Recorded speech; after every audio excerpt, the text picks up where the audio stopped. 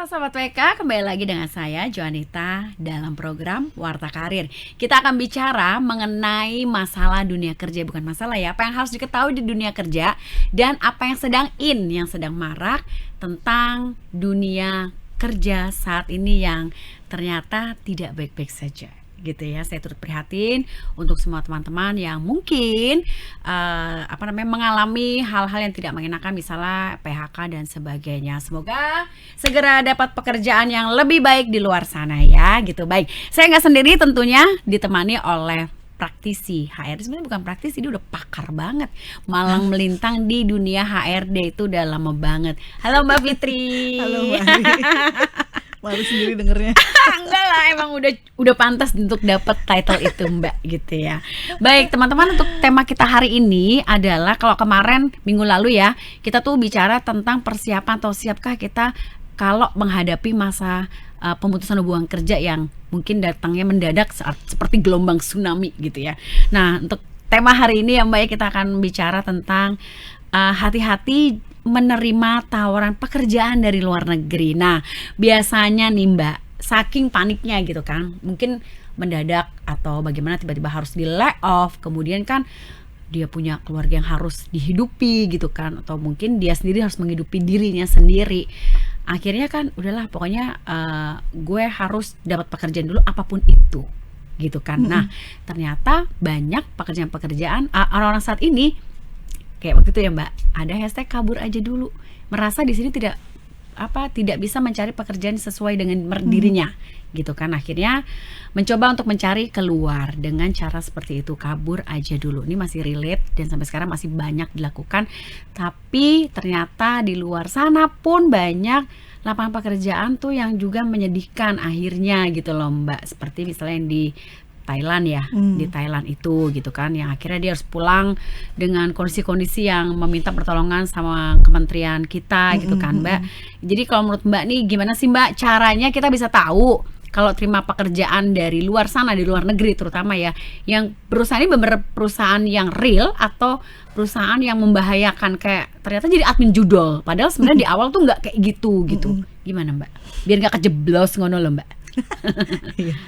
Sebenarnya prinsipnya hampir sama kalau kita terima kerjaan di negara sendiri sih. Oh, jadi sama aja gitu ya Mbak ya? Biasanya yang kalau yang di awal udah nawarin yang serba bombastis, itu perlu jadi red flag sih sebenarnya. Gula-gula gitu ya Mbak ya? Iya, yang dijual gula-gula aja gitu, tanpa kemudian ada requirement yang sulit gitu untuk dipenuhi gitu. Misalnya gini, kalau ngasih gaji gede tapi terus kemudian mintanya pengalamannya misalnya lebih dari 10 tahun di perusahaan yang spesifik banget, misalnya di industri makanan misalnya kayak gitu, terus dikasih gaji gede, itu sih kita bisa paham ya. Tapi kalau terus kemudian admin biasa gitu ya? Admin biasa atau gajinya gede tapi terus misalnya requirementnya cuma fresh graduate boleh, atau pengalamannya dari background apapun. Nah itu tuh patut waspadai gitu. Jadi prinsipnya sama aja, di sini kan juga seperti itu gitu. Nah yang perlu dilakukan adalah sebenarnya risetnya harus sangat kuat gitu Mbak Ari. Jadi kalau memang perusahaan yang menawarkan itu tidak bisa ditelusuri secara digital lewat internet dan sebagainya, mendingan tinggalin aja gitu. Jadi harusnya kalau mereka udah siap bermain global dengan talent global, artinya di luar negaranya, mereka harus siapkan juga platform yang kemudian bisa diakses oleh talent mereka di luar negaranya untuk bisa tahu profil perusahaannya. Jadi mereka harus siapin websitenya kah, sosial medianya kah gitu. Tapi kalau misalnya kemudian itu nggak ada, buat saya sih mendingan nggak usah dilanjutin gitu. Anggap aja itu sebagai hiburan aja lah, nyenengin mata gitu kan, nyenengin hati, ditawarin kerjaan gitu. Itu di lokal pun sebenarnya nggak menutup kemungkinan juga kita ditipu. Kemarin teman saya baru aja curhat, dia cerita dia ditelepon oleh sebuah perusahaan di Vietnam yang lagi mau buka pabrik di sini. Oh baik. Terus orangnya teman saya ini diminta untuk interview, datang ke Medan langsung, walaupun nanti dia akan kerjanya di daerah sini, daerah Selipi gitu, tapi dia untuk interviewnya dia diminta ke Medan. kemudian dia bilang akan diganti semua biaya-biayanya, tapi dia harus beli tiketnya di travel agent gitu ya? tertentu Baik. yang ditunjuk oleh perusahaan. Nah, dia konsultasi sama saya karena menggiurkan banget dari dia sekarang pekerjaannya cuma project engineer, tapi ditawarkan sebagai senior manager apa gitu, aku lupa gitu di perusahaan manufacturing. Dia konsultasi, menurut Mbak Fitri gimana? Pertama saya bilang cek websitenya, udah cek website gitu, oke. Di websitenya ada nomor telepon nggak? Ada, coba telepon nomor telepon kantornya, karena dia benar-benar dihubungin cuma lewat WhatsApp aja gitu. Baik. Oh, itu belum gue lakukan sih, dia bilang gitu. 1, 2 itu. Ketiga, kalau lihat, jadi chatnya di capture sama temanku ini. Aku lihat kalau emang mereka bilang akan di reimburse, harusnya nggak apa-apa dong kita beli di tempat lain manapun. Kan, yang penting kan di reimburse, kecuali kalau yang dia sana gitu ya, Mbak ya. Kecuali dia yang beliin tiketnya. Ini saya beliin tiket di travel agent ini sekian, jadi nggak ada uang yang harus kita spend untuk berangkat ke sana. Saya bilang gitu. Jadi mau di luar negeri, mau di dalam negeri, kalau itu kemudian ada yang aneh, tadi bombastis tadi, terus kemudian ada hal-hal yang sifatnya kita harus expand dulu, bayar sesuatu dulu, gitu ya, Mbak apapun ya? itu bentuknya ya gitu. Karena saya juga pernah punya pengalaman, kita lagi tiba-tiba di kantor, tiba-tiba ada kandidat, dia bilang dia dapat undangan interview dari Surabaya, udah datang ke situ mau dapat undangan interview. Saya beli tiketnya katanya di reimburse, jadi persis sama kayak temanku yang ngalamin ini. Begitu kita telepon, nomor WhatsApp dia nggak bisa dihubungin. Telepon ke teman juga nggak bisa dihubungin gitu. Jadi modus penipuannya banyak banget. Kalau yang di dalam negeri kayak gitu, luar negeri mungkin lebih mengerikan lagi ya. Karena kan orang juga tergiur kan kerja di luar gitu kan. Keren nih gitu, keren ya, banget Mbak. gitu. Tapi kalau misalnya daerah-daerah di negaranya tuh Eropa gitu ya, aduh. Tapi kan orang Eropa kayaknya sih jarang sih, Mbak ya. Jarang sih ya, orang gitu Asia ya. Jadi risetnya harus kuat banget. Kalau punya someone to talk to, kayak tadi aku bilang di episode yang tadi, apalagi punya rekan kerja HRD atau punya kenalan yang orang HR, dimanfaatin deh, ditanya, gitu ya. cari tahu dulu. Mengerikan soalnya. Jadi jangan sampai keburu-buru Iya. seneng langsung bener. happy gitu ya, jangan gitu ya, Mbak ya. Bener. Tahan diri, inhale exhale gitu ya, baca lagi gitu ya, Mbak. Cek gitu ya, Bener. Mbak. Baru action gitu ya, Apalagi Mbak. kalau job desk-nya terus nggak jelas, ditawarinnya apa posisinya, kerjaannya apa gitu. Baik, Mbak tadi sudah bicara, ngasih sedikit kayak line garis gitu ya ke saya, job desk-nya nggak jelas. Jadi sebenarnya kalau untuk menerima pekerjaan dari luar negeri, hal-hal yang meyakinkan, yang cukup meyakinkan bahwa oke, ini itu ada ciri-cirinya nggak sih, Mbak? Kayak apa? Misal tadi ya job desk-nya jelas, tapi terus apa lagi gitu, Mbak? Oke. Terus terang saya pernah ngalamin kegalauan ini tuh beberapa tahun yang lalu, waktu tiba-tiba ditelepon sama perusahaan di Swiss gitu ya, Mbak? Aku ikut kalau itu. Sih, aku di Tiongkok ya, meminjam bahasanya Pak SBY di Tiongkok. Tiba-tiba di chat di LinkedIn, pakai, kalau di LinkedIn lumayan kredibel, karena LinkedIn itu kalau LinkedIn-nya perusahaan itu nempelnya sama sama LinkedIn-nya personal orangnya. Iya, betul. Jadi udah pasti ada orangnya gitu. Mereka nggak akan mengizinkan sebuah perusahaan punya LinkedIn corporate tanpa ada orang yang ditempelin akunnya sama LinkedIn corporate ini gitu. Jadi itu aja saya masih curiga gitu. Tiba-tiba di chat, Fitri, kita lihat profil Anda, bla bla segala macam, kita lagi membangun pabrik di Indonesia, bla bla segala macam gitu.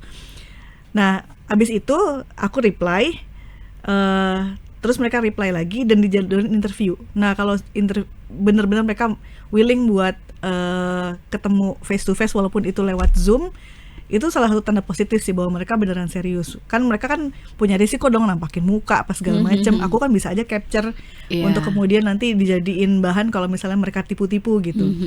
Itu jadi salah satu tanda bahwa oh, ini benar perusahaannya. Tapi sampai situ aja saya masih mikir apa iya gitu. Kayaknya mereka tuh nge-sense kalau saya tuh nggak terlalu yakin. Akhirnya mereka bilang, oke, Fitri, kalau memang masih ragu, karena kan kita sama-sama tahu lah ya kalau perusahaan dari sana tuh terkenal. Trikinya banyak ya. Trikinya banyak. Maaf. Aduh, maaf ya. Tapi terjadi ya, Mbak ya. Faktanya itu. Akhirnya mereka nangkep keresahan saya dan mereka bilang gini, oke, Fitri, kita udah hire project manajernya. kalau memang kamu belum yakin, ketemu aja sama dia gitu. Ya udah, akhirnya di arrange, mereka yang arrange, bahkan nggak saya sendiri. Jadi emang mereka tuh bener-bener mau berusaha meyakinkan gitu. Di arrange, kita ketemu. Pertanyaan pertama saya adalah, ini perusahaan fiktif apa enggak? Karena nggak ada bangunannya, belum ada namanya di sini apa segala macam gitu. Jadi benar awal iya, banget bener-bener gitu. dari nol lah Nol kira-kira banget gitu. gitu ya. Gitu. Jadi selama ada media atau ada orang yang kita bisa akses informasinya, itu jadi salah satu pertanda bahwa ini perusahaannya bener adanya, Capable gitu. juga Capable gitu juga, ya. gitu. Tapi kalau nggak ada sama sekali, apapun bentuknya, mendingan nggak usah sama sekali Cepat-cepat run gitu ya Mbak ya, lari gitu. lari dari apa namanya tawaran itulah gitu, seberapapun menggiurkannya. Gitu ya Mbak ya. Oke, baik. Nah, itu tadi adalah apa namanya, Mbak Fit udah kasih ya ciri-cirinya bahwa perusahaan yang capable dan tadi yang harus diwaspadai gitu Mbak. Nah, kemudian gini Mbak, untuk tadi kan Mbak udah sempat singgung ya, kalau kita juga jangan langsung percaya jika kita sebagai kandidat calon karyawan harus menyerahkan sejumlah uang ke perusahaan tersebut dalam alasan apapun. Misalnya kayak, oh untuk biaya pelatihan, misalnya untuk biaya apa apapun, itu nggak boleh sama sekali ya Mbak ya. Nggak ada. Nah, ya. Tapi memang logikanya padahal kita kan cari kerja, mau dapetin penghasilan. Kok kita suruh ngeluarin duit tuh kayaknya gimana ya, sebenarnya sih gitu ya Mbak ya. Atau mungkin udah musim kayak gitu, saya juga nggak tahu, karena logika saya, kalau saya nih mau cari kerja terus disuruh membayarkan sejumlah uang untuk sesuatu itu, buat saya nggak masuk akal. Saya tuh cari kerja mau cari uang, kenapa saya harus membayar sejumlah uang, setor uang gitu loh Mbak. Gitu. Tapi buat mereka yang berangkat dari daerah, terus kemudian mungkin masih fresh graduate gitu ya, mereka kan nggak punya cukup informasi mengenai hal itu. Jadi buat mereka ketika dapat tawaran kerja tuh udah seneng dulu gitu. Mereka nggak juga, dan mereka mungkin nggak punya siapa-siapa buat ditanyain ya, bahwa euforia dulu ini jadi ya benar Mbak. apa enggak gitu. Makanya sekarang banyak perusahaan dari dulu sih sebenarnya yang selalu tulis statement di iklan lowongan kerjanya bahwa proses rekrutmen ini gratis, tidak dipungut biaya apapun. Banyak yang menuliskan itu karena banyak nama perusahaannya yang dicatut untuk kemudian cari duit dengan cara begitu. Itu yang paling gitu. takut sih Mbak. Karena gini, kalau kita ngundang kandidat dari daerah itu biasanya kita yang provide ininya, transportasinya. Jadi kita cuma minta data dirinya mereka, KTP, kita beliin tiket, udah mereka tinggal berangkat. Nggak ada sepeser pun yang harus mereka keluarkan. Jadi nggak pakai sistem reimburse. Jadi sebenarnya biaya akomodasi dan transportasi itu ditanggung oleh perusahaan pengundang ya Mbak, harusnya ya. Oke, baik. Jadi itu catatan ya buat teman-teman semuanya, bahwa ternyata nggak harus kita harus modal sendiri juga gitu ya Mbak ya. Betul. Itu dan apalagi kan sekarang bisa buy online kan untuk Itu interview dia. dan sebagainya. Betul. Kenapa harus datang gitu-gitu, kan ngeri juga ya Mbak ya. Jadi Iya kayak teman sih, saya tadi betul. tiba-tiba suruh ke Medan, kan buat saya, kenapa di Medan kalau lu nanti stay-nya di Sleepy gitu. Pasti dia punya brand di Sleepy, punya perwakilan juga di daerah situ juga. Datang kan, aja ke Sleepy, ke kantornya, setting Zoom meeting sama yang di Medan gitu, selesai. Gitu sih. Ya baik Mbak. Terus gini Mbak, apalagi yang harus diwaspadai. Jadi ketika kita harus menerima tawaran kerja dari luar negeri, misalnya gini Mbak, kan kalau di sini kan ada undang-undang cipta kerja tadi, yang mungkin juga ada beberapa item yang mungkin ada sedikit menguntungkan kami karena kan di pemerintah kan gitu loh. Nah kalau di sana kan kita nggak kenal siapa-siapa, kita ibaratnya kan orang asing ya Mbak, di luar sana. Itu apa sih Mbak yang harus diwaspadai? Kalau misalnya, kalau menurut saya sih kita tetap harus tahu dulu alamat kedutaan besar kita di negara tersebut. Tapi selain itu apa lagi ya Mbak? Ya benar, pertanyaan yang bagus Mbak Ari, karena banyak orang yang ya udah taunya di dapat kerja di luar ya sudah gitu, berhenti sampai di situ. Padahal banyak hal yang mereka harus cari tahu dulu, kayak misal tadi bener regulasi soal ketenagakerjaan di sana seperti apa, terus jangan lupa soal perpajakan ya kan, di sana kayak baik. apa. Iya sih. Itu terus kemudian apa namanya, yang perlu ditanyakan juga pada saat offering adalah soal akomodasi. Apakah nanti dia disediakan tempat tinggal, terus kemudian apakah dia boleh bawa keluarga. Kalau dia boleh bawa keluarga, apakah terus kemudian kan jadinya nih kita yang orang Indonesia ditawarin kerja di sana kan kita ekspatriat nih di negara orang. Iya dong. Apakah nanti WNA loh kita. kita ekspat gitu. Gila, keren ya. Keren banget. Apakah terus kalau kita bawa anak kita sekolahnya di cover gitu. Nah, itu hal-hal yang perlu ditanyakan. Iya. Itu kenapa kemudian kalau kita hire expat jadi lebih mahal karena mereka kan bawa keluarganya. Terus ada nggak tunjangan kalau buat ekspatriat di Indonesia ya? Ada tunjangan sekali setahun itu terbang ke kampung halaman dibiayain sama mudik mudik. gitu ya, Mbak. Terus biasanya cutinya lebih banyak. Biasa kalau kita karyawan yang lokal 12 hari, mereka bisa sampai 21 sampai 30 hari cutinya gitu. Kayak gitu-gitu. Terus juga persiapan mental jangan lupa karena culture-nya kan beda gitu. Jangan juga kemudian ini persiapan mental kita ketika kita ada di sana, tapi jangan juga lupa siapin mental kita ketika kita balik ke Indonesia. Karena banyak teman saya yang jadi culture shock. Oh iya benar. Sekolah nih di Amerika cuma setahun, padahal lihat di sana sistemnya rapi, orangnya tertib, begitu datang ke sini itu kayak depresi karena nggak siap ngadepin orang-orang Indonesia lagi yang jauh lah dari orang luar yang tertib, bersih dan lain sebagainya gitu. Itu jadi masalah juga gitu. Jadi begitu dia balik ke sini dia nggak bisa siap lagi kerja di sini karena udah culture shocknya udah parah. Karena kan setiap orang beda. Mungkin kalau kita enteng-enteng aja, tapi buat sebagian orang yang terlalu perfeksionis akhirnya jadi bikin dia depresi. Itu juga mesti disiapin. Itu terus hak-hak pekerja asing apa aja. Terus juga pajak tadi juga udah pajak, pajak. Terus pastiin asuransi segala ya Mbak ya, mungkin ya. Pastiin dia di sana punya orang yang bisa dia tanyain gitu. Jadi misalnya orang dari kedubes sendiri gitu kan ya, lebih bener, penting ya Mbak ya. Benar. Jadi kan kalau ada apa-apa kita bisa langsung kayak maaf ya Mbak, misalnya di Thailand kemarin kan itu salahnya kan mereka tidak ketika datang langsung ya udah kerja tanpa mereka lapor ke kedubes dan sebagainya. Harus lapor dulu, gitu. benar. Harus lapor dulu. Gitu. Itu sih yang mesti nah ini ada nih, lapor diri ke perwakilan RI tuh. Gitu kurang lebih. Baik Mbak, ini sangat membantu kita semuanya ya Mbak ya, yang lagi mempersiapkan diri mau kabur, menerima mau kabur aja dulu ya, itu sih kalimatnya. Tapi saya mau lebih soft ya, menerima tawaran kerja di luar sana yang lebih mumpuni dan mungkin menghasilkan cuan yang lebih baik gitu ya. Tapi belum tentu juga ya Mbak, karena kan biaya hidup kan beda-beda ya tiap negara ya, gitu ya misalnya ya. Nah Mbak tadi ngobrol sedikit, Mbak sudah kasih juga tadi masukan tentang persiapkan diri juga apabila mungkin kontrak kamu tidak diperpanjang di sana dan harus balik ke Indonesia. Jangan sampai depresi Mbak. Aku punya cerita kalau ini. Jadi ada teman saya tuh juga begitu. Jadi suaminya tugasin ke sana, dia boleh bawa keluarga sambil sekolah sih. Nah, ketika dia balik ke sini, ternyata kontrak kerjanya juga selesai. Salahnya dia sekolahnya itu udah lewat deadline. Gitu. Jadi mungkin beasiswanya diputus jadinya gitu loh. Akhirnya kan jadi dia nggak punya sertifikat ataupun ijazah dari sana kan. Jadi dia akhirnya dipulangkan. Nah, sampai sekarang sudah 3 tahun yang lalu dia masih depresi Mbak. Masih nggak bisa terima. Gitu, di Inggris sih, di Scotland waktu itu dia. Gitu.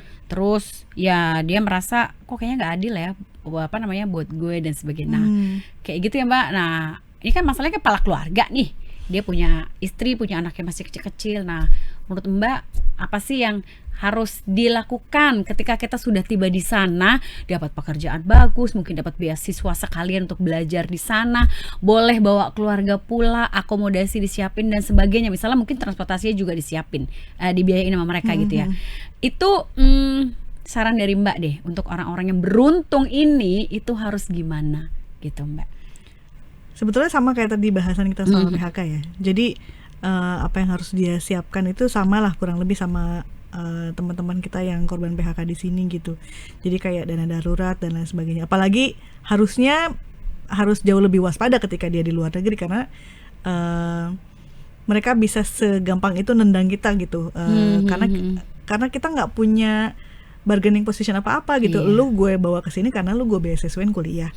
Ketika kuliah lu kemudian lewat ya beasiswanya habis, ya sudah kita nggak punya alasan buat menahan di sini gitu. Izinnya segala macam. Karena kalau di sini kan kita memang warga negara Indonesia gitu. Jadi nggak kemana-mana juga. Betul. Gitu ya Mbak ya. Jadi yang kemarin kita bahas soal dana darurat, lalu kemudian keterampilan-keterampilan di luar yang jadi area atau bidang kerja saat ini itu juga harus tetap dipunyai. Jadi jangan jumawa bahwa kita sudah Luar di gitu ya. luar, kita nggak perlu mempersiapkan diri apapun untuk kemungkinan terburuk gitu. Tetap aja dimanapun kita berada ya akan sama aja resiko yang akan kita terima gitu. Nggak ada yang stabil lah kira-kira begitu. Iya. Gitu. Jadi semuanya harus bersiap gitu ya Mbak ya.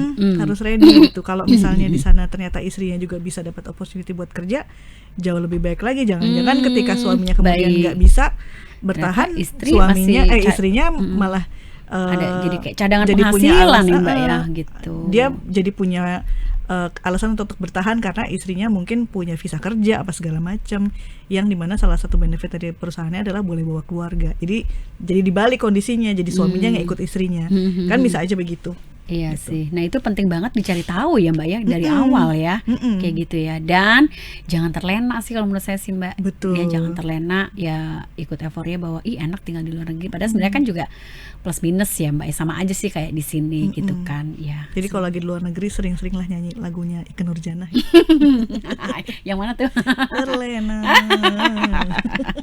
Gitu ya. Nah terus gini Mbak, cara cari lowongan pekerjaan dari luar negeri tuh gimana ya Mbak gitu? Banyak website atau platform yang provide informasi soal itu dan cukup kredibel ya. Kayak LinkedIn salah satunya gitu. Oh, baik. Cari aja remote working misalnya gitu. Terus ada lagi nama website itu Flex Jobs. Terus ada lagi Glassdoor. Banyak kok dan itu Indeed, ada Indeed juga.